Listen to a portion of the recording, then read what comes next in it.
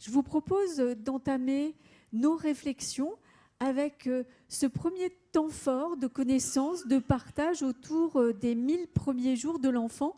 Nous allons avoir la chance dans quelques instants d'écouter le professeur Laurent Storm, qui est néonatologiste et qui va avec nous définir ce que sont ces 1000 premiers jours de l'enfant et surtout les enjeux liés à cette période du développement. Je vous en prie, professeur, nous vous écoutons.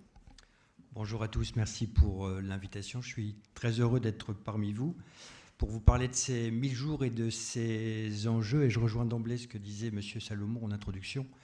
De tout ce dont on va parler ici ne sont pas des déterminants, mais ce sont des facteurs protecteurs ou des facteurs de risque pour la santé future. Alors comment est-ce qu'on peut concevoir ces 1000 jours ? On a longtemps considéré que la santé, notamment à l'âge adulte avancé, était génétiquement programmée le jour de la fécondation. Et puis rapidement on s'est rendu compte que l'environnement jouait un rôle important dans un sens soit défavorable, un environnement défavorable, soit favorable. Ce dont on a pris conscience beaucoup plus récemment à l'occasion de travaux de recherche qui ont été faits par David Barker, c'est qu'au plus précocement dans la vie on est exposé à un environnement défavorable, au plus l'impact sur la santé à l'âge adulte est important, plus ça nous dévie de notre route génétiquement programmée.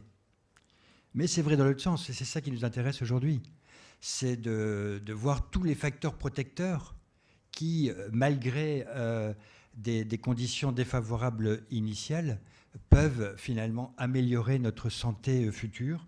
Et finalement, le concept des 1000 jours, c'est ça. Pardon.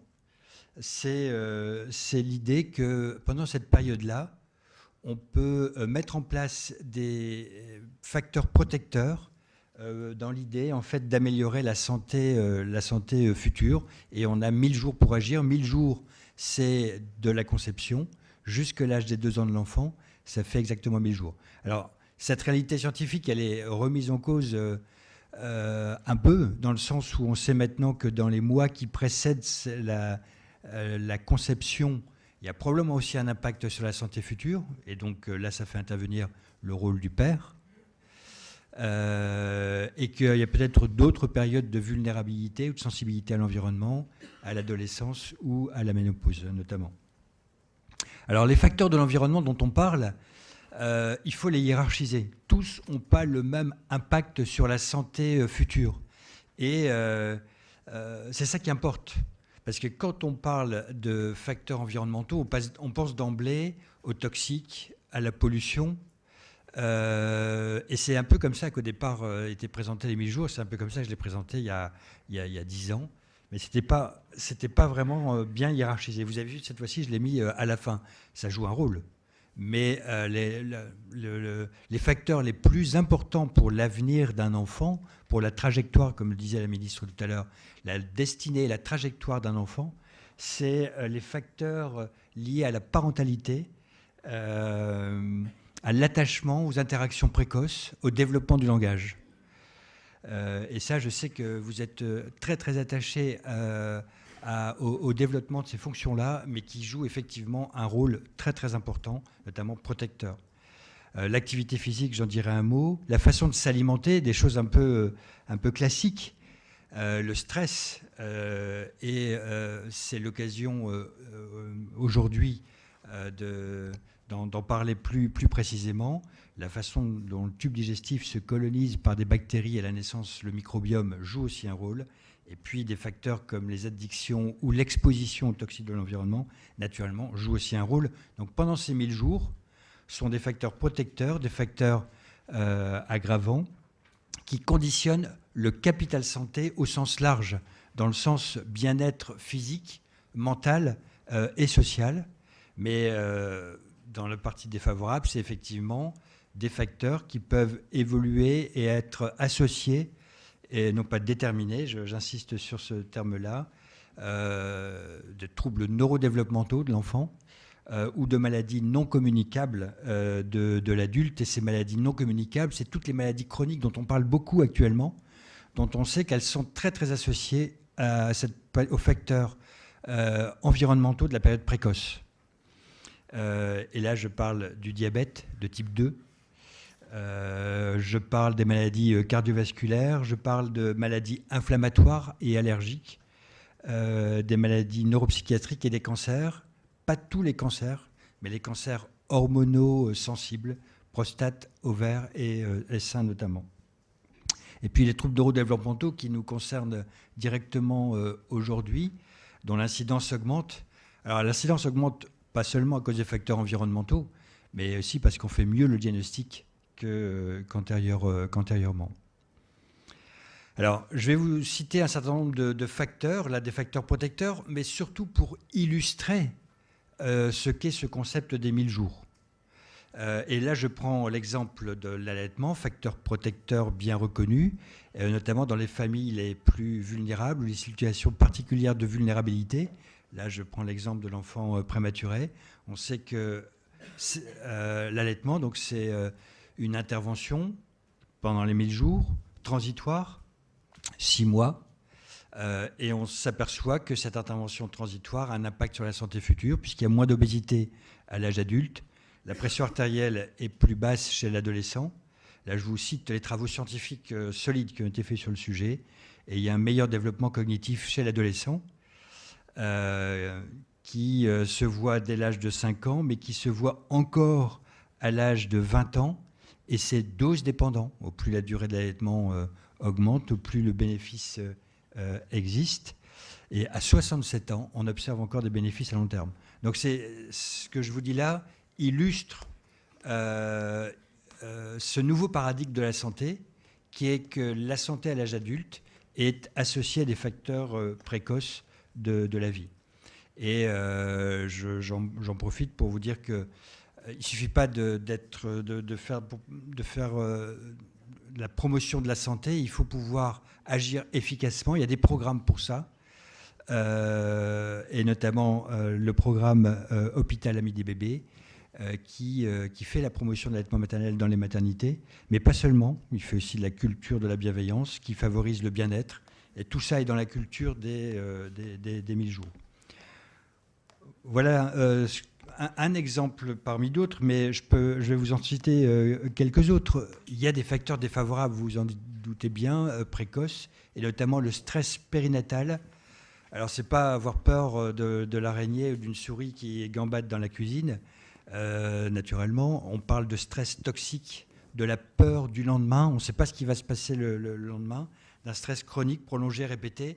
Et là, vous voyez bien les caractéristiques en fait, de la précarité, qui est un facteur de risque reconnu, pas un déterminant, j'insiste vraiment, mais un facteur de risque.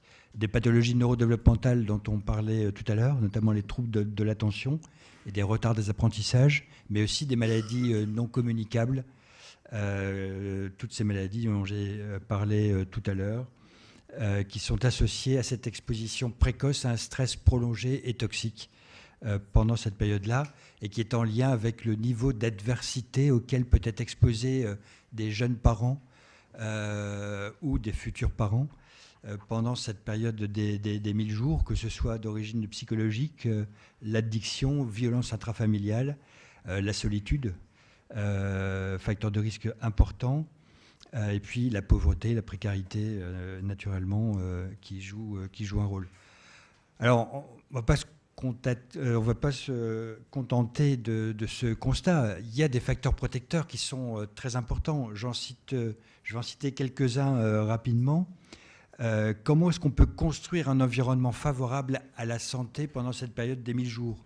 C'est promouvoir un mode de vie sain, c'est soutenir la parentalité, c'est ce que vous faites au quotidien, mais c'est aussi, même si c'est en bas de la file, réduire l'exposition toxique de l'environnement. L'activité physique pendant cette période des 1000 jours, je parle là des parents, des futurs parents. Naturellement, il y a un bénéfice pour la santé de la mère, pour la santé du père, notamment en termes de diabète gestationnel, de dépression du postpartum. Il y a moins de dépression du postpartum lorsque la maman reste active, ou le père aussi, pendant cette période-là. Mais on sait qu'il y a des vrais bénéfices pour l'enfant, qui ne concernent pas d'ailleurs le poids, les mesures anthropométriques, mais qui concernent le développement du langage. le fait de rester actif pendant la grossesse améliore le développement du langage chez l'enfant. C'était démontré dans plusieurs grosses études bien conduites, et même des études randomisées, en fait. On tire au sort les personnes qui sont coachées ou pas par un animateur sportif, et on montre les bénéfices en termes de développement du langage de l'enfant. Et donc, il est recommandé d'avoir une activité physique pendant la grossesse. L'alimentation, naturellement, est un autre facteur important. Je ne vais pas vous décrire tous les facteurs protecteurs qui existent. Je vais juste en citer un, mais comme exemple, c'est la consommation d'oméga 3 qu'on trouve dans les produits de la mer, qu'on trouve aussi dans les végétaux, certains végétaux qui contiennent des huiles végétales, qui contiennent des oméga 3. Et il est recommandé en fait de consommer 2 fois par semaine du poisson pendant la grossesse. Pourquoi ? Parce que c'est associé à un meilleur développement de l'enfant, notamment dans cette étude-là, qui est une étude nationale, la cohorte Eden. Les concentrations en oméga 3 dans le lait de mer est associé à un meilleur développement de l'enfant à l'âge de 6 ans. Et puis à côté de ça, il y a tous les facteurs liés à la parentalité, aux interactions précoces, à la synchronie parent-enfant, qui jouent un rôle important, qui ont été rappelés par la commission 1000 jours dans le rapport 1000 jours. Ça débute dès la maternité, et même avant la naissance de l'enfant, mais les personnes, les professionnels qui travaillent dans la maternité savent combien cette période-là est critique. Et le pot à pot précoce est un facteur important dans la qualité de l'attachement. Ça peut se faire dans toutes les situations, même dans les situations de césarienne. 20% des enfants vont naître par césarienne. On a longtemps considéré qu'on ne pouvait pas faire de pot à pot en césarienne. Eh bien, si, on peut le faire même dans ces situations-là. Il faut s'y prendre à l'avance, il faut s'organiser avec les anesthésistes, avec les obstétriciens, mais c'est possible de faire. Et quand on connaît l'impact que ça peut avoir, l'attachement parent-enfant, c'est quelque chose qui est génétiquement programmé. Mais comme tout ce qui est génétiquement programmé est sensible à l'environnement. Et dans les facteurs environnementaux, il y a le pot à pot précoce. D'où l'importance, pour pouvoir promouvoir effectivement cette interaction précoce et ces gènes de l'attachement, de mettre dans toutes les situations, même celles des césariennes, l'enfant en pot à pot. Je termine sur l'exposition aux toxiques. Il faut en parler, même si ce n'est pas le plus important, j'insiste. Néanmoins, l'exposition à l'alcool, au tabac sont des facteurs de risque, et vous le savez bien.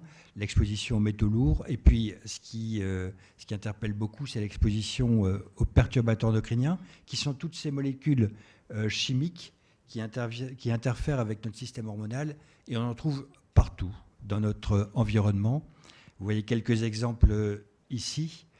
On en trouve beaucoup dans les cosmétiques. Une enquête qu'on a faite à la maternité Jeanne de Flandre montre qu'une femme enceinte utilise à peu près 18 produits cosmétiques par jour. Il faut être donc attentif au type de produits qu'on utilise pendant cette période-là, mais il y a d'autres façons de se contaminer. Là, les phtalates, ce sont des plastifiants. Donc ça rentre dans la composition des plastiques pour les rendre plus ou moins souples, mais c'est aussi utilisé pour coller.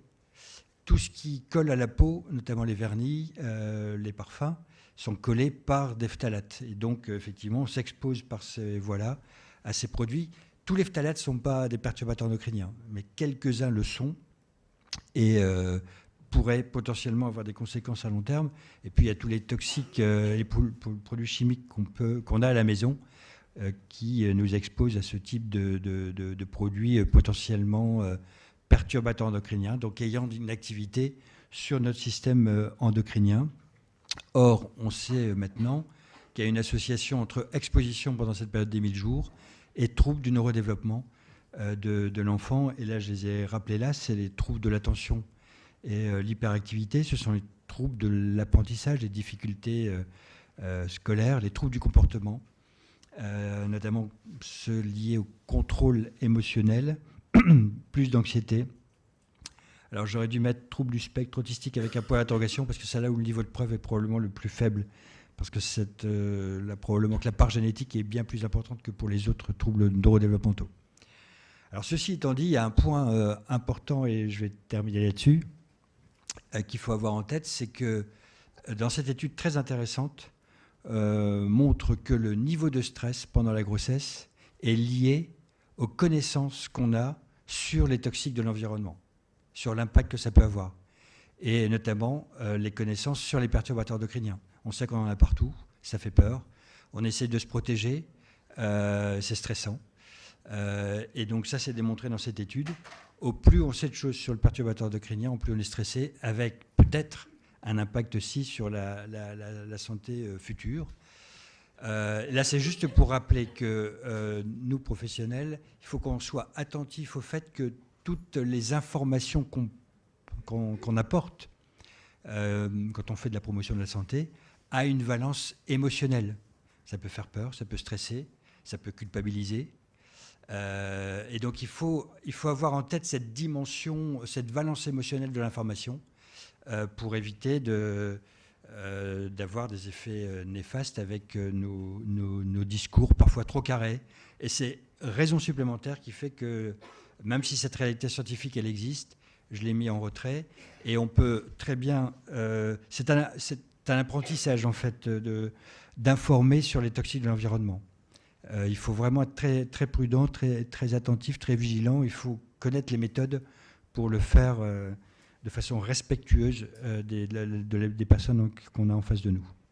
Voilà, je termine très rapidement sur deux idées fortes aussi qui existent et qui est une réalité scientifique. Lorsque on consomme un McDo, beaucoup de choses pas très bonne pour la santé dans le McDo, il est possible en fait de faire des mesures sanguines et de mesurer un stress oxydant et une réaction inflammatoire parce qu'on consomme des produits qui ont des effets secondaires. On s'est rendu compte que cette réponse à la consommation d'un McDo, stress oxydant, stress inflammatoire, était très très dépendante de tous les autres facteurs dont on a parlé tout à l'heure. Les personnes qui ont un mode de vie sain vont quasiment pas avoir de réponse. Et les personnes malheureusement en situation de précarité, en situation de vulnérabilité, vont avoir une réponse inflammatoire accentuée.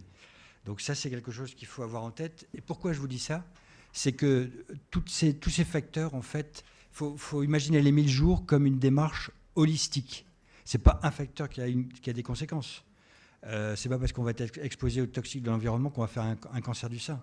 C'est une démarche globale, holistique, qui est un peu une sorte de mode de vie sur le long cours, qui joue un rôle important. Puis le deuxième point, juste rappeler qu'il y a un programme qui a été mis en place justement pendant cette période des 1000 jours, le programme Malin, sous la hullette de Martin Hirsch, et puis avec des relais pédiatriques, Catherine Saligné et de Dominique Turc, qui vise justement à améliorer les habitudes alimentaires des enfants précocement. Et on sait que la façon dont les enfants vont s'alimenter pendant cette période-là conditionne la santé future. Et à Lille, on teste le programme Malin sur une population de familles précaires, justement en faisant la promotion d'une alimentation équilibrée pendant la période précoce.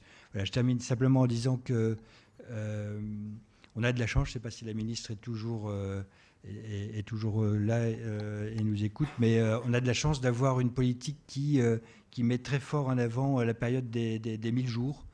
J'espère que ça va continuer parce que ça a beaucoup changé les choses. Cibler l'importance des 1000 jours, s'y investir pour mettre en place des programmes de promotion précoce ensemble pendant cette période-là, c'est sûrement quelque chose de très important pour la santé et la trajectoire de santé de nos enfants. Merci de votre attention.